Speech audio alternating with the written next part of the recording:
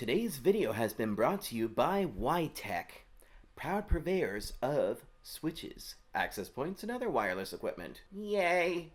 They make stuff for WISPs and security and whatnot. Anyway, enjoy. Alright folks, today's video is another cool product that is a switch. It's a WISP switch. Yeah, about to see that. Today's video has been brought to you by Witek. Witek, right here. I don't know.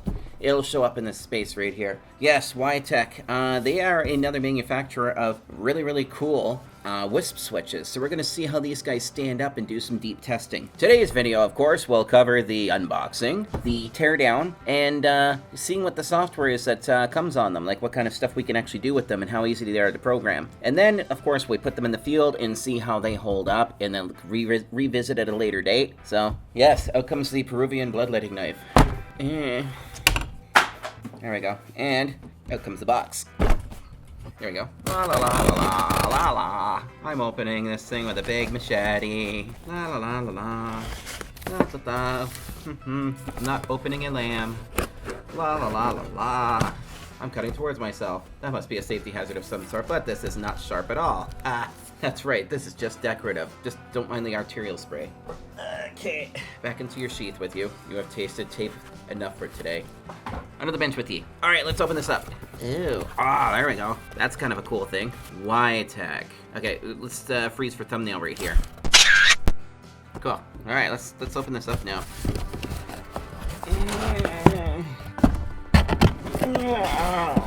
There we go. Let's open.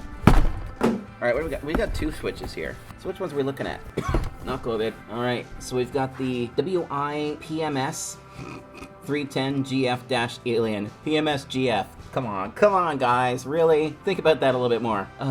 Okay, and then here's the WIPS306GF-UPS. That's gonna be interesting. Input 24 volts. Input 110, 240, 1.8. Pretty sure I asked for two DC switches, but let's take a look at them anyway. So first things first, the AC one is going to go off the bench because that's not what I'm looking for. All right, so let's take a look at this 24 volt switch. All right, so we got, this comes with a nice beefy power supply, 24 volts, 5 amp. That's a good start. Let's see here. What else do we got in this box? Okay. Yeah, power cable. Some of this stuff here. All right, let's see what we got. So I'm just gonna put all this stuff back in the box here, and let's power cord and this. Yeah, we don't really need that. Let's toss that to the side. Okay, Phoenix connector. Oh, and it came with a screwdriver too. That's cool.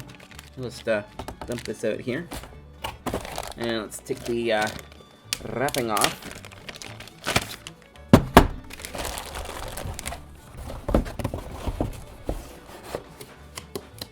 There we go. Okay, so what do we got here? This looks like a 60 watt PoE on the first port, and two 30 watt PoE. Okay, and then two 24/48 volt PoEs. That's off to a good start. Let me take my hat and rotate it like one of those 90s rappers. 5GE plus SFP UPS. So it's got a single, looks like gigabit SFP port on it. Okay, cool. And what else this is cool. So it's got some GPIO LEDs on it on the back here, and a test port, or a test point here, Q and L. That's gonna be interesting to look up. We'll take a look at the software and the manual and the specs on this right after. I'll pull it up, but see what we got here for dip switches. Okay, so port 5 right here is, where's port 5? Port 5, 24 or 48. Port 4, 24 or 48. EXE ND, VLAN right there, and Fiber Watchdog. Alright, interesting. So you actually have to set the power on these guys physically. Well, okay, cool. See what we have for accessories here. Got a little screwdriver with some schmutz on it. That's kind of handy.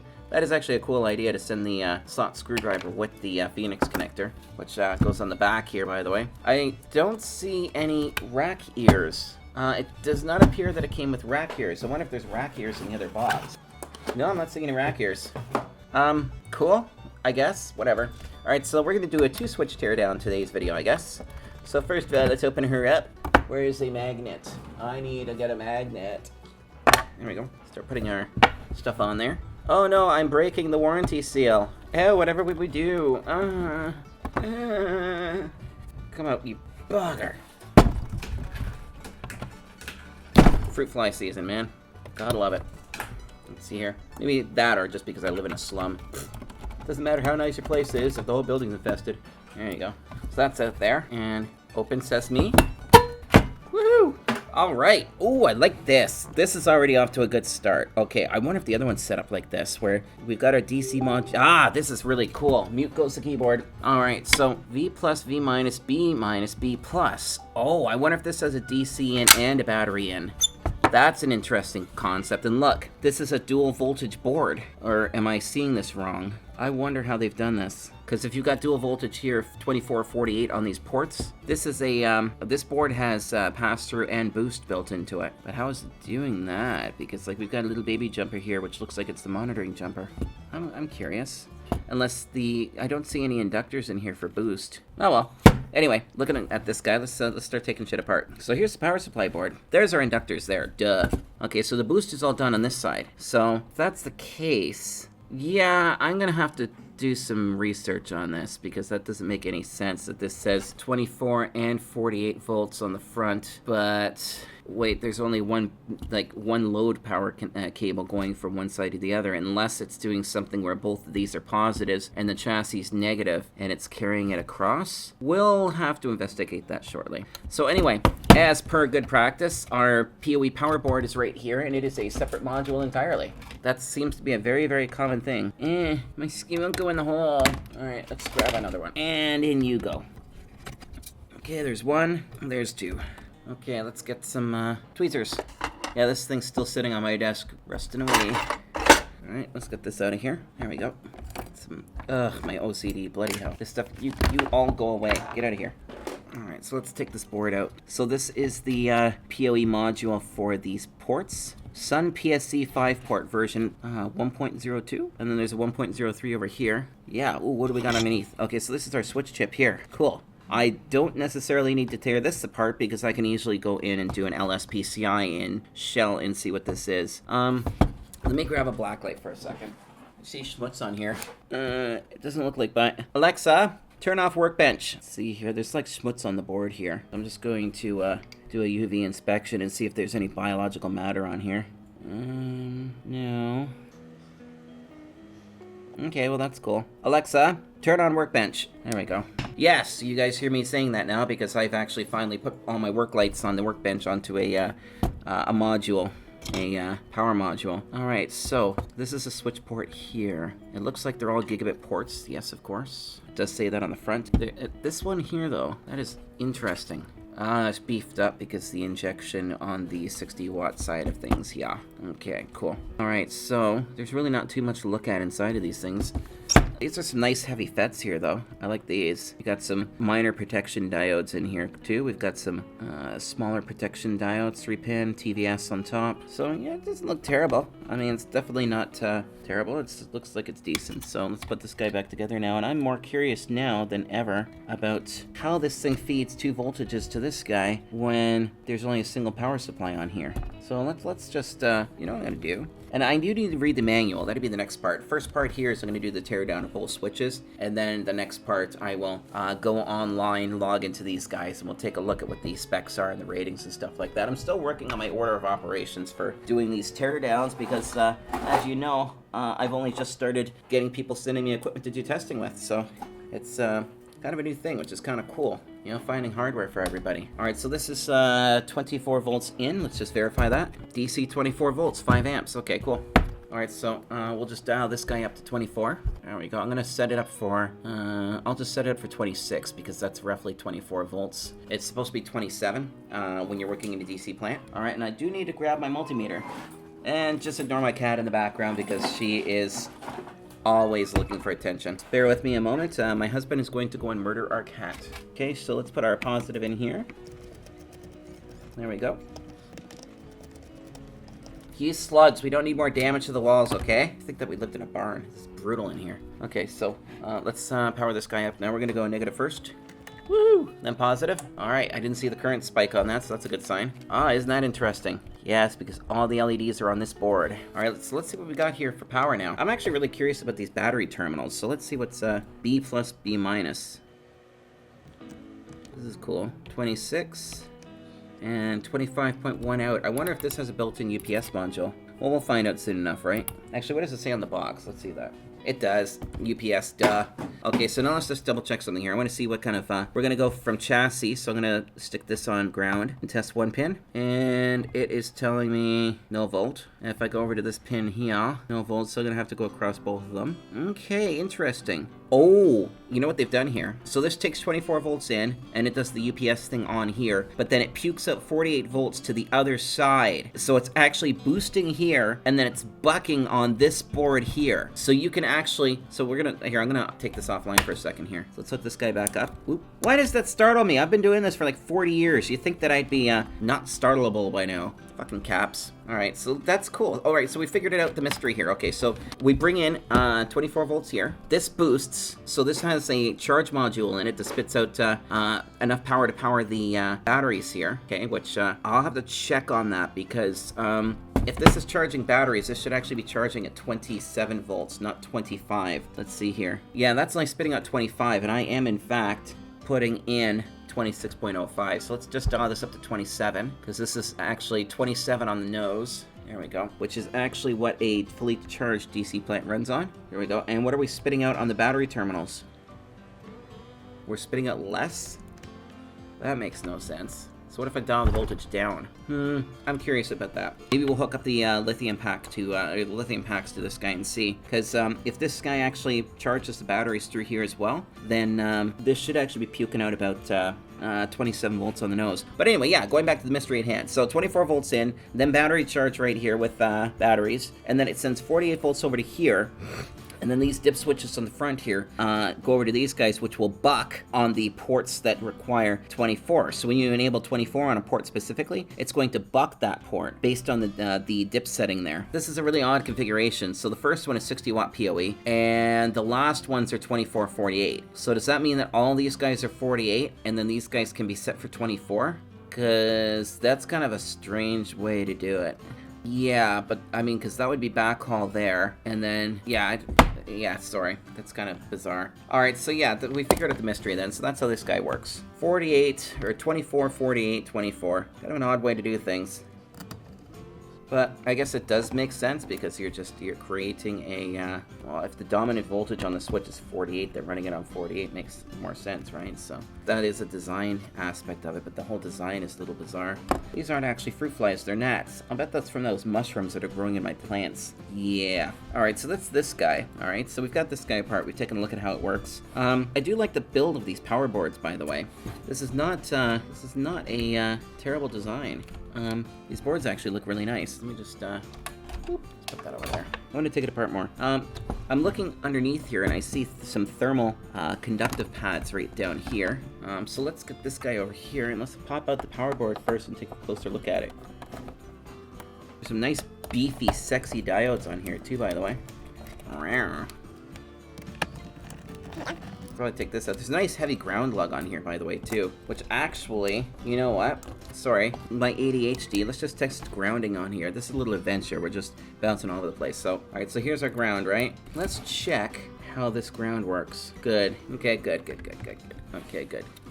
All right, so let's see here. All right, let's get this little guy out. What kind of caps are in here, by the way? I never heard of capson, capacitors.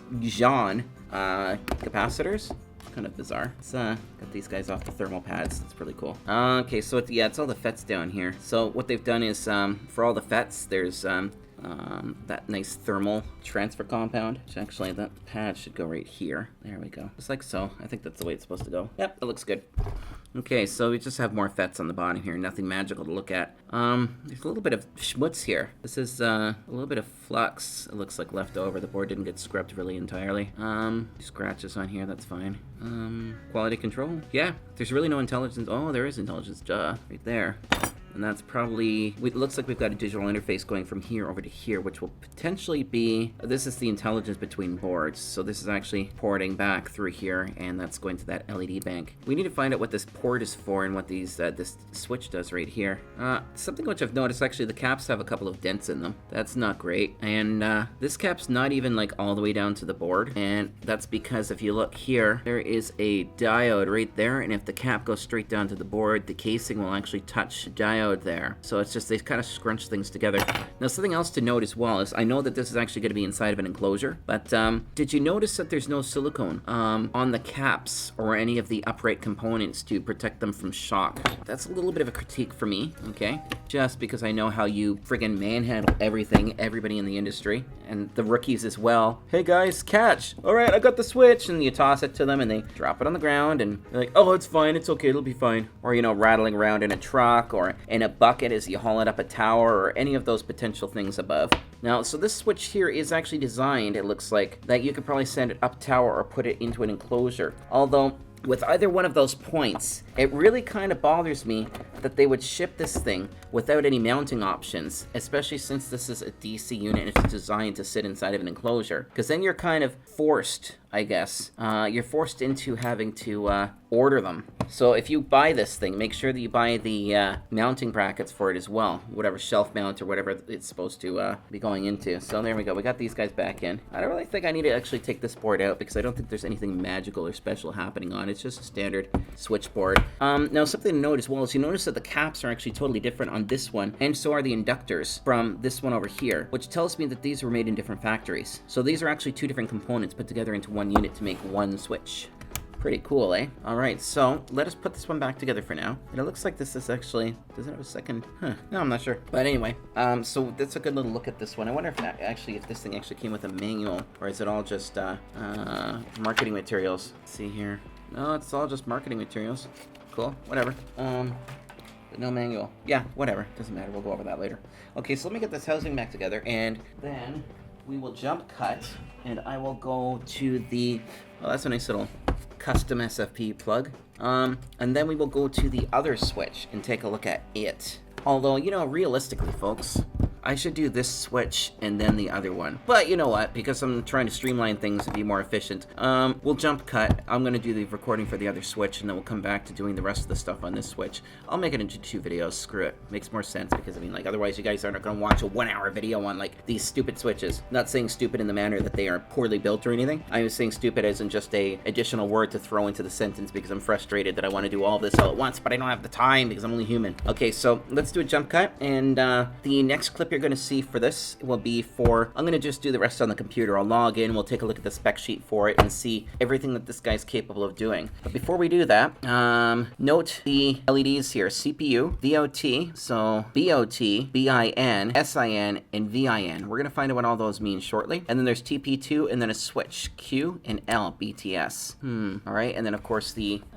ground here. By the way, this switch does not look like it's hardened. I don't see any conformal coating on it, and that could be for the purposes of cooling, but I do like to see conformal coating on these bad boys. So let me, let's put this guy back together, and then we will jump cut for this one over to the screen for, oh, isn't that interesting? Are these guys bent? Are those bent? It looks like they're bent. Isn't that odd? Let's see here. Yeah, they're bent. Huh. Well, that's odd. But yeah, we'll do a jump cut. We'll take a look at the software for this and take a look at the spec sheet. Not in that order. We're going to look at the spec sheet first, and then we'll look at the software that resides on the unit and see what we actually have for options to play with. Okay, so I'm just going to put the screws back in here and maybe say silly things. Taco Bell, botulism, diarrhea, cheese, lactose intolerance. Yay, yay. There we go, guys. Okay, so this one's back together. Let's jump cut over to the screen and take a look at what's running inside of this cool little bad boy. Oh, and one last thing, sorry. I think it said on the bottom of the box what the IP and stuff was for it. No. This might be a dumb switch. If this is a dumb switch, then that's the end of the video? It's solar PoE. Oh, wait a second. Solar PoE switch. Oh, I think I know what this means then. I have to look at this because I bet you that, there we go. So there's a solar in, and then there's V plus and minus for your plant for other devices, and then B minus and plus to go out to your to your battery. And so this is the solar in, indicating that there is definitely solar power coming in. And there is CPU right there. And then, what is that? Battery? What? Battery in, voltage in, DOT? I don't know. We'll check that out and verify online with the spec sheet and see if this guy actually even is a smart switch. If this thing's not a smart switch, then that might explain why it's got all these dip switches on it. For maybe this is for Vlan Awareness and Fiber Watchdog. I really hope this is a smart switch. You can actually program VLANs on it, because if not, this is not really that good, because then you have to do your VLANs on your radios, which makes things a real pain in the ass. We'll look at the spec sheet in just a second. Jump cut! Okay, now we take a look at what this guy is capable of doing. So, like I said, this is designed to be like a little small, self-managed, well, there is no management, no supervision at all, but this is just kind of a self-sufficient solar site switch. So, port 5 and port 4 are designed for 24 or 48 volt passive PoE. That's handy. So I'm going to force them into 24 volt, because these ones here I'm pretty sure are all going to be 48 volt active PoE. So let's, because this thing actually has some brains to it, like I showed you guys with the power board in here, this will take 12 or 24 volts apparently. And then it has the boost, well, it's got the boost circuitry built into this with the charge controller, sends 48 volts over to this board here, which then has the buck conversion to do your 24 volt stuff. And since we have a lithium pack here to play with, let's switch it to lithium. This is kind of cool how everything's coming together, because we have a lithium battery, a switch, and a 12 volt solar panel. You probably see where I'm going with this. At some point in the not so distant future, this is going to go on a roof. I have a building in mind where I'm going to mount this actually. So I've got about 6 of these, by the way. And the idea is that I can actually put these out and actually do a test site that's 12 volts with these guys and see. By the way, this is a magnetic mount solar panel that I made for my truck so that I can throw it on the roof when we're working, so that when Thomas leaves the door open and kills the battery on the truck, we can just sit there for 10-15 minutes and charge it. Or, you know, I don't have to use my drill packs with this, so close the door when you're not in the truck. Thank you. Alright, so let's plug this guy in. Boop. Alright, so it's not turning this on right away, because this guy here is going to do a little bit of thinking first. Neat, eh? Okay, so we're looking at the CPU's booting up. Okay, now we should see the BOT. Come on, tell us that this guy's active. Come on, make a liar out of me. Did it just reboot? I haven't got any power yet. Says in the manual we'll do 12 and 24 volts, so is it still calibrating? I'll leave this for a second, and what I'm going to do is I'm going to grab 2 more lithium packs, because this one, the other one of these hasn't been reassembled yet, so. A few moments later. Alright, so here's another battery of a similar capacity, and as you can see, this guy hasn't actually booted up. So, though it says 12 volts in the manual, that is actually incorrect. So let's get a... I'm going to take these this SFP out. Well, actually I can't, because it's protecting these switches as well. So let's stick this 12 volt over here, and we are going to, I'm going to grab a couple of alligator clips.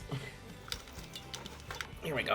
Alright, so we'll go like this. So we've got, this is going to be our new negative over here. Stick that in there like that, and we will take the positive here, and we will connect it to this lithium pack here. Oh, that's triggers my OCD.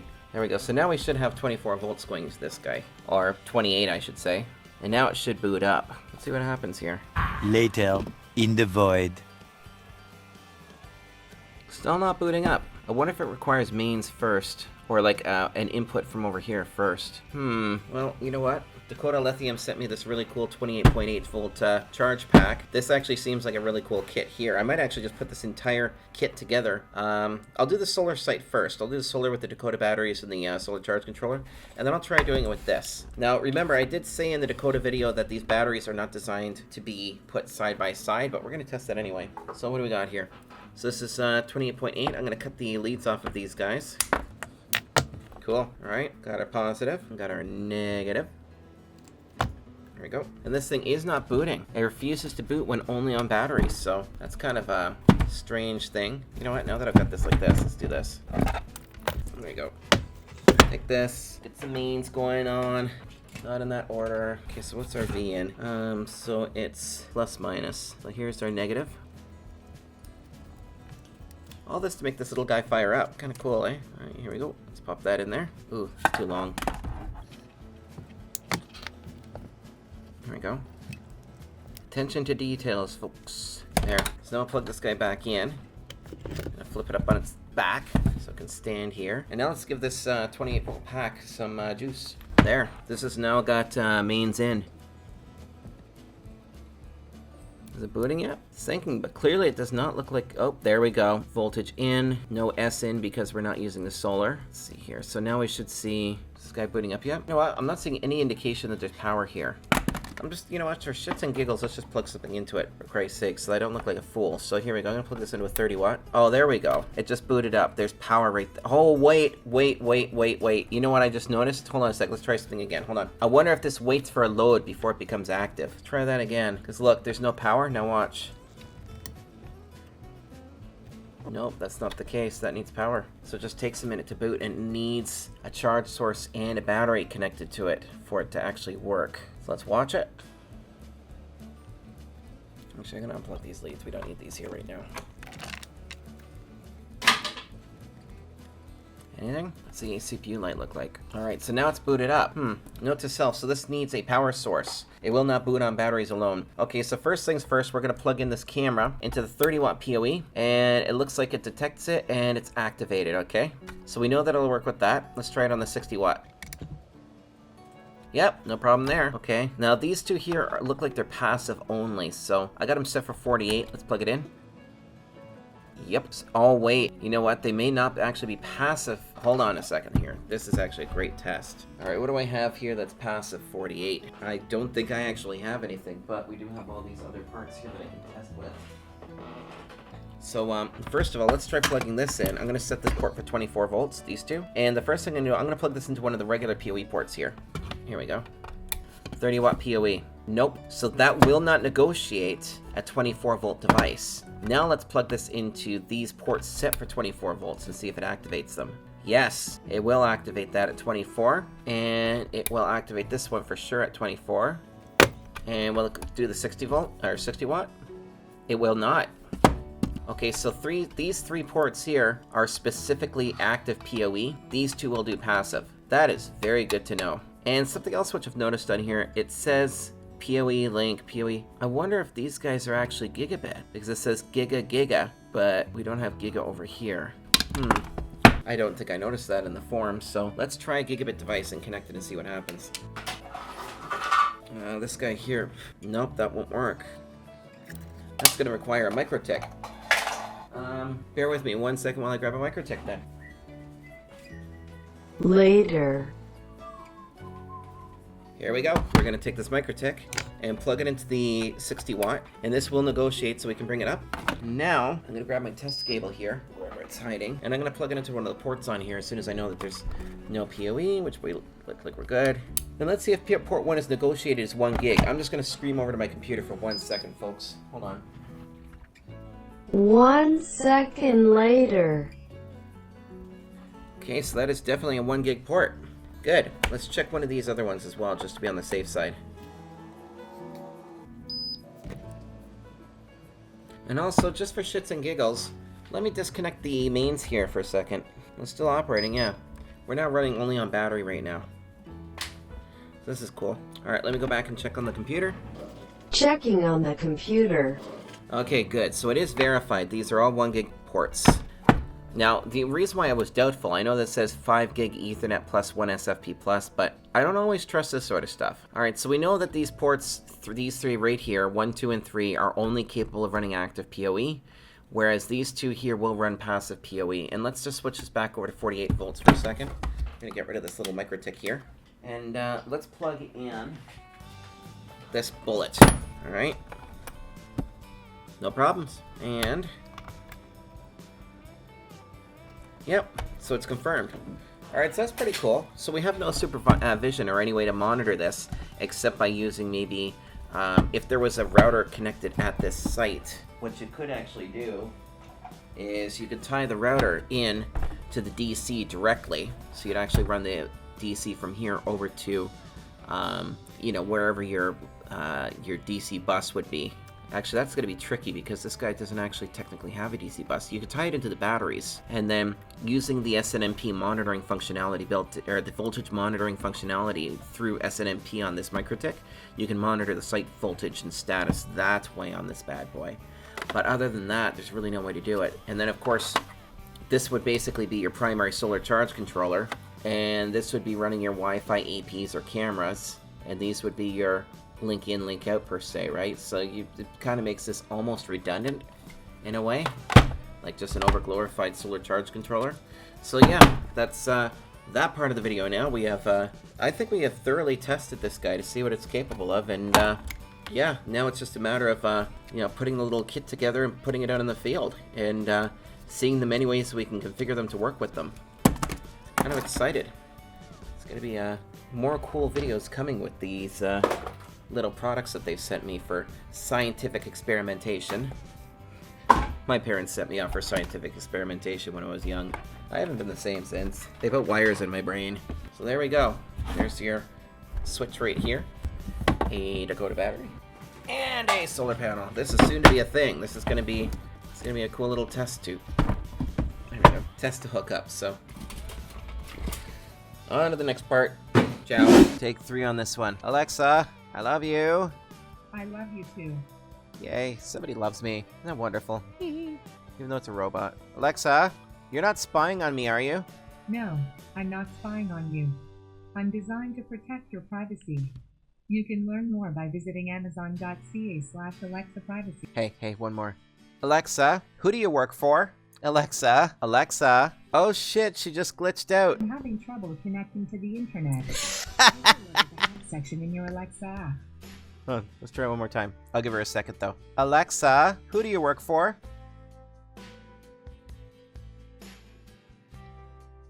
Wow, she glitches out. That's kind of unsettling. Okay. I still love you, Alexa. There we go. So let's check this out. Okay, so here's that solar switch, okay? And now that I've actually read the manual, I know that there's a lot of shit going on in here. This chip here is because it has, well, I won't give it away. Let's take a look. Okay. So here's everything that you get. It's kind of cool.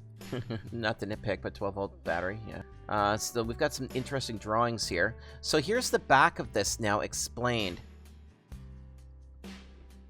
My one cat is trying to ruin every video that I'm... Okay, so remember we looked at these LEDs here. Let's explain those now. Okay, so first of all, the pins. These pins aren't in the right order on the back of it, as you can see, according to the drawing. The V plus, V minus are for mains, S plus, S minus are for solar, and B minus and B plus are for battery. So this would actually be really useful in areas like Africa or California where there's rolling blackouts and mains fails a lot. So let's see what these little LEDs mean now. CPU, 1 to 2 second flashing, CPU working properly, 1 to 4 second flashing, solar charging, voltage out, on flashing, VOL output, battery out, on flashing, battery discharging, B in, on flashing, battery charging. A battery type switch button. Q equals lead acid battery, L equals lithium battery. Ho ho! I think we'll pair this with the Dakota and some solar panels and try it out. Okay. Battery temperature detector port. I don't remember seeing a thermal probe in the package with this, so that's kind of not great. But whatever. Alright. What this product does. 5 gigabit Ethernet ports plus 1 SFP PoE. Switch. It's a blah blah blah. UPS provides 5, 10, 100, 1000 Ethernet ports, 1 SFP fiber port, expanding your network flexibility, blah blah blah. System is designed specifically for 24 volts DC PoE equipment like that from Ubiquiti, Witek, Microtech, etc., and 48 volt PoE equipment like the IP camera, VoIP phone, and wireless AP. The system provides continuous total PoE power on 5 switch PoE ports. It's inside battery. Controller maintains the proper charge on the batteries to prevent overcharge and controls the load to prevent the over-discharge. Also, its inside solar controller and DC input port support utilize the solar capacity to extend the backup time and can charge battery at the same time. This device provides you the ideal solution for CCTV, USB, UPS, no-break system. FYI, this is a non-managed switch. It's a dumb switch, but it does have VLAN functionality enabled on it, so it's VLAN aware. If we look at the front, no, I don't have a picture of the front. I think there's a picture of the front on here. Yeah, there's a dip switch on here for Vlan Awareness, which is awesome, because what you can actually do is, if you wanted to use this at a site, and this one is very niche and fits a really good spot, what you can actually do is put this in an enclosure, hook it up to some solar panels and batteries, but what you can do is you can actually set up VLANs and untag them specifically on the interfaces that you want on the radio equipment connected to this. So you can backhaul in and you know, with this being aware, you can actually tag the interface to the backhaul feeding this port, okay? And then, or feeding this switch, and then untag your VLAN on the appropriate radios in the appropriate manner, which gets you around having to worry about the switch not having any functionality built in. So that's kind of handy, okay? So now let's see what this thingy has. Alright, so this is just kind of puking out what this thing's actually capable. What the hardwire is best. Alright, 120 watts max, yeah, whatever. DC power for 12-volt battery, cool, good. DC, okay, for supply for 24-volt battery. So this is the operating range, so you can actually run this on 12-volt or 24-volt. So we will test that as well, by the way. Let's see here. Yeah, solar input for 12-volt, 15 through 30. For 24, 30 through 44. 250 watts max. So hold on a second here. If this switch, let's do a little bit of quick math. Let's say you have this thing, let's say you've got a dish and 4 APs on it, okay? So let's just pull some numbers out of my ass. Let's call 50 watts. Okay, 50 times 24. So that's 1200 watt hours a day. Okay, cool. Oh wait, hold on. This switch is going to consume some. Let's go 60 times 24. So that's 1440. Let's divide that by 5 hours of sunlight. So this is just enough. So if this thing gets 1 solid day of sunlight, it will top those batteries up. Cool. But that's all. So this is basically just enough that it's... I would say this is more for a very small site or a solar assist site, because if you're going to use this in Canada and you run this at with a backhaul and 4 radios, chances are it could potentially voltage crash, like it could, you know, brown out. But if you use this as a relay point on top of a hill, it'll work perfectly fine. So you do the math, okay? Go watch my solar video, you'll see what I'm talking about. You can see what the limitations are based on that right there, which is concerning. Okay, battery input, 12, 24 volt, 50 amp hour max. 50 amp hour. Let's do one more little math here. Okay, so you're going to want to run this at 24 volt minimum then. Otherwise, you're not going to get any kind of capacity of it. 50 amp hour times 24 volts, that's 1200. Remember the math I just did? Okay, so basically you've got enough storage capacity here to run 60 watts for a day. That's it, okay? Exchange capacity. This is all suitable. This is all good stuff. Certifications, CE, FCC, ROHS. Okay, that's cool. Although I did not see any of that on the Switch itself, and I do believe that according to North American electrical and telecommunications law, there have to be the FCC certification stickers on these, and the Electrical Safety Authority stickers on these, especially for AC equipment. So that's not on there. Alright, so cool, yeah, so this thing you can actually use it with lithium batteries or regular sealed lead acid. It's got the different configurations in here, which is kind of cool. Yeah, this is really neat. I like it. And this power board here, it actually impresses me. I'm not gonna lie. These switches may seem a little janky, but that's a nice looking power board. I've never heard of these capacitors before. Caption. Let's see here. Cap capacitors. Oh, here. Somebody else has done this search already. Caption capacity. Bad caps for them. Let's see what it says. Several current power supply units coming with caps on capacitors, which have been meaning of explosions not long time ago, and I wonder how good the quality of them lately is. This is 2012. What's this say? Use an Antex 3-year-old Fortron source. Better than Fujiu, worse than Tiapo, Eltec, or Eltec OST. Let's see here. Probably find some. Polymer captions will probably find some way to fail. Polymer caps have similar lifespans to electrolytics, but the difference is polymer caps will simply fail with no signs, whereas electrolytics usually bulge. Okay. Oh, look at that. Crapshawn. That might be why I've never seen him before. So as nice as this board looks, it looks like you're using cheap components on it. But you know what? To keep the price down, you gotta cut corners, right? So you get what you pay for. Alright, so that's pretty much all I have to say about this Switch now, and you guys have seen it. There's no intelligence to it, so I can't log into it and do anything with it. So, yeah, don't forget to like and subscribe below. Give me any ideas for videos that you want to see. If you're a hardware vendor, you now know the kind of videos I do. I'm unbiased. If you want to see your equipment reviewed and torn down, I will give you my true, honest opinion on what I think of it, and what it's capable of and what it's not capable of. So, hope you guys all enjoyed, and yeah, don't forget, I have a Patreon if you want to help out. Pay for some food or equipment or rent, whatever. Anyway, enjoy. Have a great evening. Have a beer. Out.